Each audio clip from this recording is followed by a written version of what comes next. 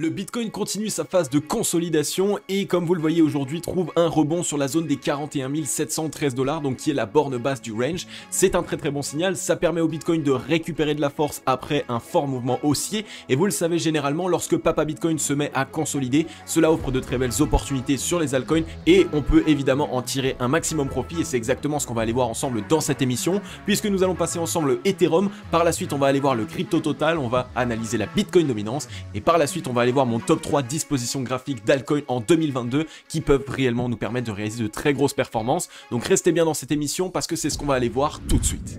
Hello à toute la team Logic, ravi de vous retrouver dans cette nouvelle analyse du marché crypto-monnaie. On est aujourd'hui le dimanche 13 février 2022 et il est 17h04 à l'heure à laquelle je tourne cette vidéo. Alors vous le savez maintenant, généralement le dimanche c'est l'émission des pépites fondamentales crypto-monnaie. Une émission qui me demande énormément de temps mais aussi énormément d'énergie parce que c'est très compliqué de pouvoir la tourner avec vraiment ici son cerveau qui est totalement focus pour vous expliquer le projet de la manière la plus simple possible mais aussi tout en ayant une certaine immersion. Bref, ça demande beaucoup d'énergie et je vous avoue que là aujourd'hui j'ai un peu de mal, donc je me suis dit que j'allais vous faire une analyse graphique, qu'on allait voir ensemble le Bitcoin puisqu'il est en train de consolider, mais surtout mon top 3 altcoins qui sont actuellement dans de très belles dispositions graphiques et qui pourraient pour 2022 nous offrir de très belles opportunités. Alors restez bien jusqu'au bout de cette émission. On est ici sur le Scalpex Index, un crypto fear and greed dans le neutre 44. Pour l'instant, on est plus proche de la peur que de la joie, donc c'est plutôt un bon signal là aussi. Ça montre que le marché a encore un petit peu de mal et qu'ils ne sont pas ici en train de racheter le dip avec énormément d'euphorie. Donc ça permet au Bitcoin de consolider, ça permet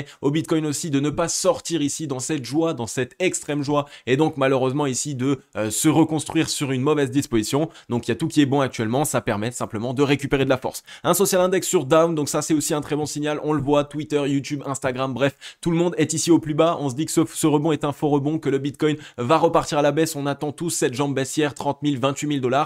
Donc vous le savez maintenant, ça fait plusieurs semaines, peut-être même un mois que je vous le dis, je ne pense pas qu'on va aller réavoir cette jambe baissière supplémentaire. Le Bitcoin nous le montre et nous le prouve depuis pas mal de semaines maintenant. On a un market order flow en recherche neutre là aussi, on voit qu'on a des murs d'achat et des murs de vente qui s'empilent, pas énormément de volatilité, ce week-end a été entièrement nul, j'ai envie de dire, on n'a rien réalisé. Tout ce qu'on a fait, c'est consolider sur cette zone de support entre les 41 879 et les 41 706 $. Donc le signal que nous avons aujourd'hui, c'est deux choses. Premièrement, les Waves essayent de créer de la peur sur cette zone, donc on est en train de consolider, de créer du flou, on est en train aussi de ne pas donner réellement la direction dans laquelle on va, parce qu'on voit qu'en 4 heures, on s'est fait rejeter, on est revenu chercher une zone de support, et pour l'instant, on n'a pas de réaction acheteuse. Donc c'est la raison pour laquelle là aussi, tout le monde s'attend à cette jambe baissière. Là, évidemment, il va falloir qu'on attende, qu'on reste prudent et qu'on surveille, qu'on ne vienne pas clôturer en 4 heures en dessous des 41 706 $, ancienne zone de support assez importante. Sinon, malheureusement, on aurait les 40 875 jusqu'aux 40 500 juste en dessous et après la zone un petit peu plus basse qu'on pourrait chercher pour faire peur, ce serait les 39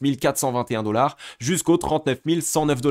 Par contre, si on a une réaction acheteuse et qu'on arrive à trouver ici un rebond de cette zone, alors à ce moment-là, on a plutôt une bonne disposition, on pourrait essayer de trouver une certaine relance. Cette zone de résistance aux 43 749 jusqu'aux 43 437 $, si on la casse à la hausse, à ce moment-là, on a des chances de enfin réaliser le mouvement haussier que nous attendons. Par contre, maintenant, une fois vous le savez aussi, lorsqu'on consolide, il faut qu'on surveille la borne haute et la borne basse afin de ne pas se faire prendre de court par le Bitcoin. Donc mettez en place une alerte à la borne basse, mettez en place une alerte à la borne haute et attendez de voir ce qu'il se passe. On va aller voir maintenant ensemble en daily le Bitcoin avec nos indicateurs et vous allez voir qu'on a des indications qui sont quand même assez claires et nettes pour savoir dans quelle direction est-ce qu'il pourrait partir prochainement. Les amis, vous le savez maintenant, ça fait une semaine environ que nous avons créé une chaîne Twitch, donc la team Logic est enfin sur Twitch. Ce soir, on se retrouve pour un live démentiel. On va regarder ensemble les altcoins, les crypto-monnaies, on va parler, on va échanger, on va débattre, on va parler de NFT, métaverse, on va parler de tout. Donc ce soir, un live assez important, n'hésitez pas à nous rejoindre, le lien est en description, il est aussi en commentaire épinglé. Live Twitch ce soir, rejoignez-nous, venez discuter, venez échanger, venez participer. Vous le savez, les live Twitch permettent ici à toute la team Logic d'avoir réponse à ces questions et vous le savez là aussi, je vais vous mettre en avant un maximum d'informations en live qui peuvent que être utiles pour vous. Donc rejoignez la team Logic sur Twitch, on est en live d'ici ce soir, peut-être 20 h, peut-être un petit peu avant, donc n'hésitez pas les amis, rejoignez-nous et surtout soyez de bonne humeur. Nous voilà ici sur le Bitcoin en daily et pour l'instant on a ici un signal qui est plutôt bon, j'ai envie de dire. Enfin, il y a des signaux qui sont bons et il y a des signaux qui sont moins bons, comme d'habitude. Mais vous l'avez vu hier, je vous avais parlé qu'on a eu un volume vendeur qui a été décroissant ici sur le rejet que nous avons eu ici sur cette zone de résistance aux 44 500 $, ce qui est un très bon signal. Vous le voyez, pour l'instant on assiste à une certaine réaction acheteuse. On a clôturé hier sur une bougie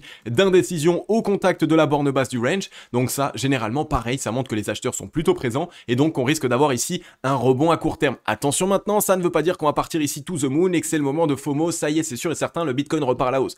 Absolument pas. Ce qu'il faut absolument qu'on surveille, c'est ici la disposition de chandelier japonais sur laquelle on va clôturer aujourd'hui. Donc on a aujourd'hui un chandelier japonais qui est en train de s'initier. Si ce soir à 1h du matin, on clôture avec un chandelier japonais plein de la part des acheteurs, alors en zoomant, alors je vais vous enlever ça comme ça vous le voyez, en zoomant, on voit qu'on aurait ici une disposition de chandelier japonais qui s'appelle une étoile du matin, qui est un très bon signal. Généralement, ça montre que les vendeurs sont en train de s'essouffler et que les acheteurs sont en train de reprendre la main, donc ça envoie un signal aux acheteurs pour leur dire ok, c'est sans doute le moment, on peut se relancer. Donc on surveille la clôture de ce soir, de toute façon elle risque d'être extrêmement importante. Là encore, si ce soir on n'a pas de décision de la part des acheteurs, alors attention, on peut soit continuer de consolider ici, soit évidemment faire une petite frayeur, venir partir à la baisse, revenir chercher les 38 905 $ sur le début de semaine prochaine. Tout le monde a peur, on revient dans la peur, même dans l'extrême peur, et à ce moment-là on essaie de se relancer. Tout est possible sur le marché des cryptos, il faut rester vraiment attentif à tout. Si on revient sur cette zone, ça nous offrirait de belles opportunités, et si on continue ici de consolider, ça permettrait au Bitcoin de récupérer de la force, de ne pas offrir d'opportunités à toutes les personnes qui attendent encore un dip sur le Bitcoin, et donc de simplement récupérer de la force, faire en sorte que personne n'y croit, tout le monde se dise qu'on parte à la baisse,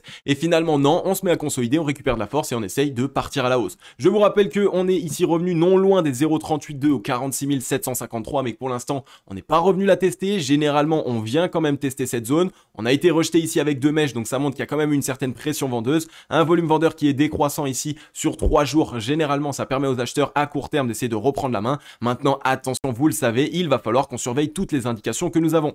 Si on regarde sur le MACD, on est en train de revenir pour l'instant chercher cette zone de support, donc ça peut être un plutôt bon signal. Est-ce qu'on va trouver un rebond dessus ou non? Eh bien écoutez, il va falloir qu'on surveille la journée d'aujourd'hui. Ça pourrait nous permettre ici de se relancer, double creux ascendant. Dans tous les cas, maintenant je vous l'explique, on peut continuer de consolider et faire corriger le MACD. On peut même corriger un petit peu et faire corriger le MACD. Tant qu'on ne vient pas clôturer en dessous de ce bottom, alors à ce moment-là, on aura toujours un double creux ascendant qui se met en place sur le MACD. Et donc ça montre que la smart money, donc le gros argent, les Waves, sont en train de déposer des liquidités en longue, donc à l'achat sur le Bitcoin, et donc qu'elles poussent le prix du Bitcoin à la hausse. Donc tout ça, c'est encore des très bons signaux. Maintenant, on regarde sur le ruban de moyenne mobile. Donc sur le ruban de moyenne mobile, on est revenu tester le MA89. On s'est fait rejeter, pas de souci, vraiment. On revient tester pour l'instant la moitié du ruban de moyenne mobile. On est en train de trouver une certaine consolidation à l'intérieur, peut-être un léger rebond. Donc si aujourd'hui on arrive à rebondir et à clôturer au-dessus de le MA55, donc aux 43 207 $, là c'est un très bon signal. On risque d'avoir une belle reprise haussière. Par contre, si on est assez hésitant et que demain on fait un petit rebond fébrile, attention ici à ne pas mettre en place un M-top.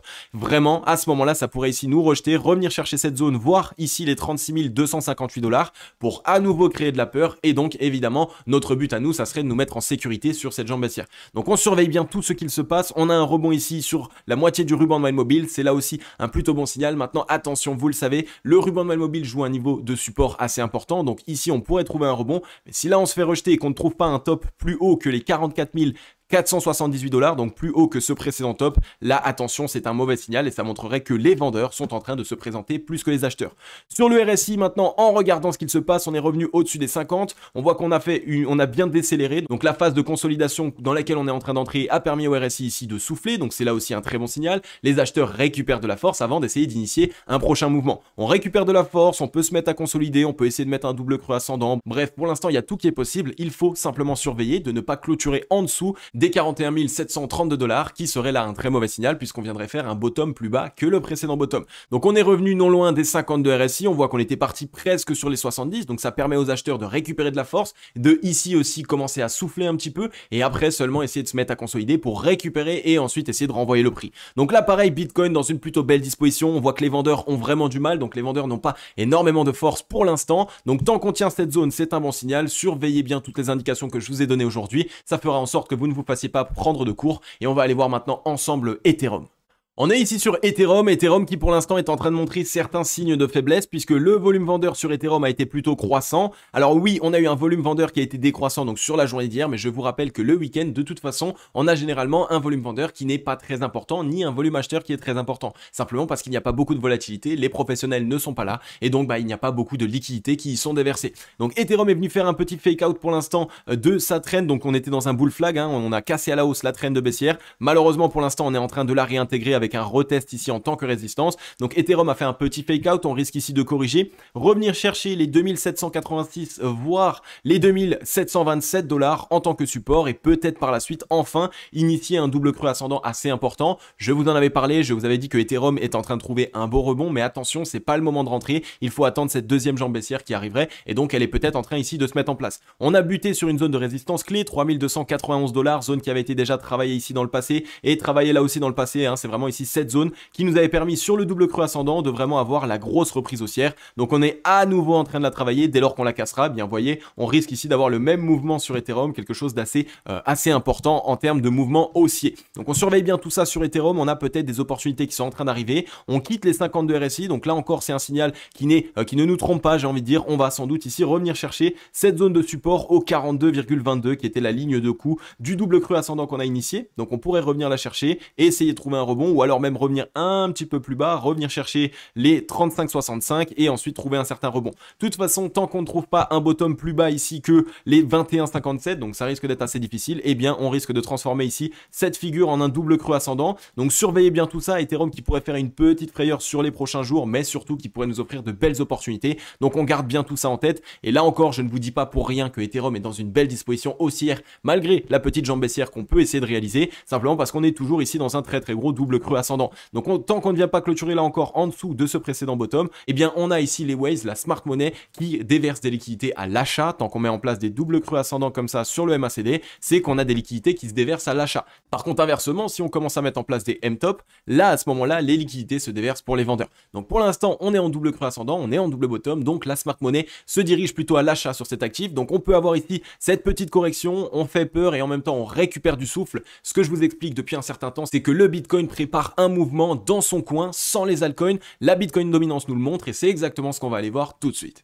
Du côté de la Bitcoin dominance qui est vraiment ici en train de trouver une certaine décision. On a cassé les 42,92, on a ici de la force acheteuse, on a eu une certaine consolidation, on vient de casser la zone, on est revenu la tester en tant que support. Donc là on pourrait vraiment avoir sur la semaine prochaine, début de semaine prochaine, une très belle accélération de la part de la Bitcoin dominance. Donc ça pourrait vraiment permettre à Papa Bitcoin dans un premier temps de réaliser un mouvement assez haussier. Si on regarde maintenant sur le RSI, on n'a que des divergences haussières qui se valident, on est revenu non loin des 70 de RSI, on a mis en place un double creux ascendant, on est parti. Donc là notre prochain objectif est sur les 70 de RSI. Donc on pourrait revenir tester les 70 et transformer ça en double creux pour vraiment partir ensuite au-dessus des 70, donc dans cette zone de surachat. Mais on peut aussi très bien essayer de partir directement au-dessus des 70 de RSI, donc dans la zone de surachat. On a du gros volume acheteur qui commence à rentrer, un volume acheteur qui est plutôt croissant, donc là pareil, c'est un bon signal. Si on regarde sur le MACD les amis, c'est assez fou, on n'a que des divergences haussières là aussi, donc ça montre que la smart money petit à petit a accumulé du Bitcoin. Donc lorsqu'ils ont commencé à faire corriger le Bitcoin, je pense que ce qu'ils ont fait, c'est qu'ils ont pris évidemment des profits sur les altcoins qu'ils ont laissés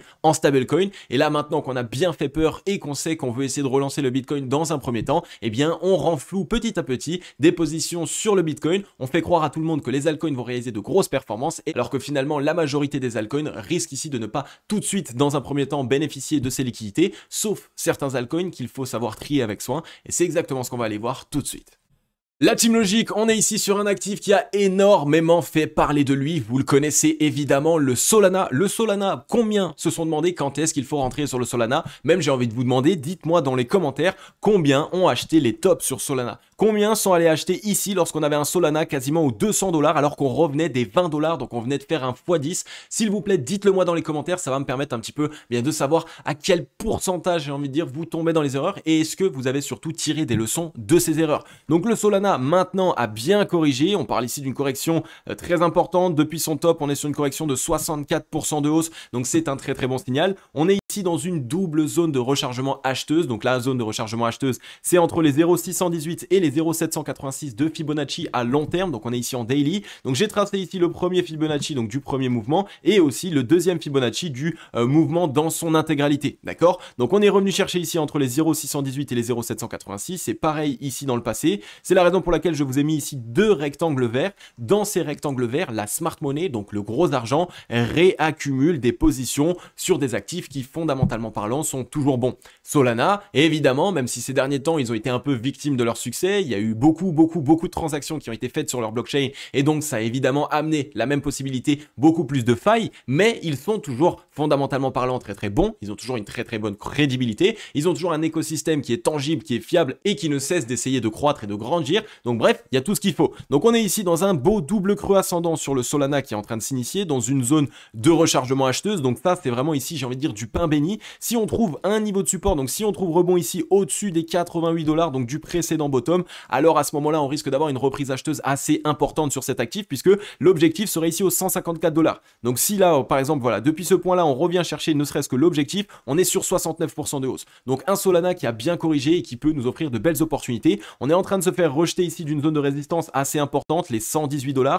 On a un volume vendeur qui est totalement décroissant sur la jambe baissière, la deuxième jambe baissière qu'on est en train de réaliser. Donc le double creux ascendant est en train de se mettre en place et c'est un très bon signal. Si on regarde maintenant sur le ruban de moyenne mobile, on voit que on est revenu le tester, tout à fait normal, on se fait rejeter parce qu'on le voit ici, le ruban de moyenne mobile est assez épais, donc il va jouer un niveau de résistance assez important. Donc on est venu dedans, on s'est essoufflé, on reteste la demande, mais là, si on trouve une réaction acheteuse, on risque ici de venir dépasser enfin le MA89, 164 $ environ, et ensuite on reviendrait la tester en tant que support. Donc le Solana à surveiller. Je vous rappelle une chose, c'est que je ne suis absolument pas conseiller financier, donc je ne vous dis pas de FOMO et d'acheter à 100%, vous allez être gagnant. Je vous dis simplement de le mettre dans votre watchlist parce qu'en 2022, il risque encore de faire parler de lui. Et là, maintenant, c'est le moment où je vous montre le réel argument de Solana et pourquoi est-ce que je pense qu'il va vraiment repartir fortement. Tous les traits jaunes que vous voyez ici, ce sont des divergences haussières sur le MACD, ce qui montre que la smart money a commencé à mettre en place des stratégies d'achat, donc des positions longues sur le Solana, mais qu'avec la correction qu'on a connue, avec la FUD qu'il y a eu tout autour, avec aussi évidemment tous les investisseurs qui ont commencé à capituler parce qu'ils se sont fait punir sur le Bitcoin,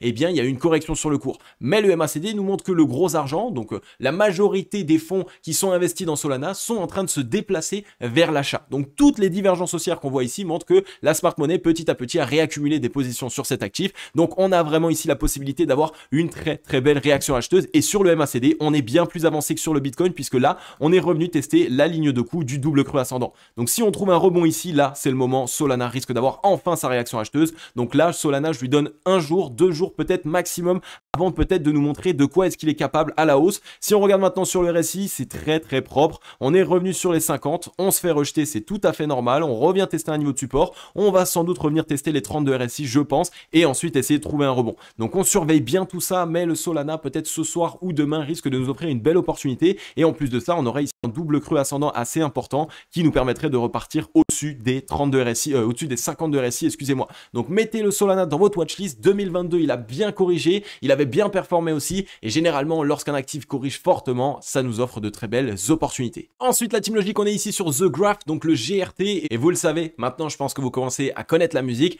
Le The Graph est exactement environ dans la même disposition que le Solana, donc un actif qui a vraiment bien corrigé dans le passé. On est revenu chercher une zone de support long terme, donc encore un actif qui peut nous offrir une belle opportunité. Sur le MACD, c'est la même chose. Regardez toutes les divergences haussières qu'on a mis en place. Alors pour vous les montrer, simplement, regardez entre ce top ici du 18 novembre et ce bottom ici du 7 décembre 2021 sur le MACD. On a fait un premier bottom ici qui était plus bas que le deuxième, alors que sur le cours, on a un deuxième bottom qui est plus bas que le précédent. Donc j'espère que vous avez bien compris, mais c'est comme ça que se met en place les divergences pour que vous compreniez ici à quel point vraiment la force acheteuse est en train de se remettre en place sur ces actifs. On a un volume acheteur qui a commencé à être légèrement croissant sur la première jambe haussière, un volume vendeur qui est décroissant sur la deuxième jambe baissière, donc sur cette jambe baissière. Donc franchement là, il y a tout ce qu'il nous faut pour essayer de réaliser une belle performance. On est repassé légèrement au-dessus des 50, on est aussi dans un gros double creux ascendant qui est en train de s'initier. Donc on est en train de rechercher une deuxième jambe baissière pour tester la demande et ensuite essayer de se relancer. Peut-être comme Solana, 1 ou 2 jours pour rechercher chercher les 32 RSI et après on trouve un certain rebond et on valide ce double creux ascendant.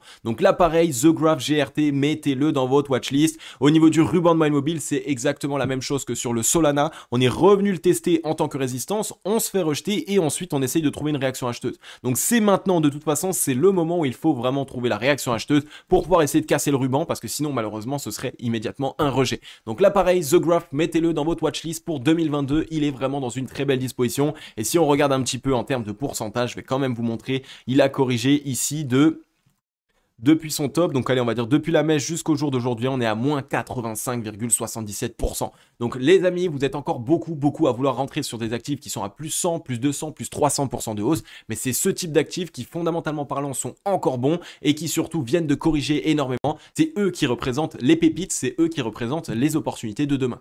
Ensuite, la team logique, on est ici sur le Ravencoin et le Ravencoin, c'est un actif qui est en train de totalement compresser sa volatilité et qui risque d'avoir un mouvement assez important à la hausse depuis ici le 22 février 2021. Donc ça fait presque un an maintenant, on est en train de corriger, on est en train de ne plus réussir à faire des tops plus hauts. Donc ça nous montre quoi? Ça nous montre simplement que cette trend nous maintient à la baisse et ne permet pas aux acheteurs de remettre des liquidités à l'achat. Donc cet actif a eu vraiment du mal à pouvoir en sortir, on a vraiment ici du mal et c'est pour ça qu'il a extrêmement corrigé. Mais on est enfin en train d'essayer de casser cette trend, cette double trend même à la hausse. Donc on est revenu la tester, on est en train de se faire rejeter et là pour l'instant on est peut-être en train de valider tout ça en double creux ascendant. Donc là si on vient enfin à trouver un rebond, on casse cette trend qui nous maintient à la baisse depuis le 21 février 2021. Donc ça pourrait nous permettre d'avoir beaucoup de liquidités acheteuses qui risquent d'être déversées. Vous le savez maintenant, lorsqu'on vient casser à la hausse une trend qui nous maintenait à la baisse, on a comme objectif l'ouverture de cette trend. Donc on aurait comme objectif ici les 29 centimes, presque les 30 centimes. Donc ça nous ferait ici quasiment x5 sur cet actif.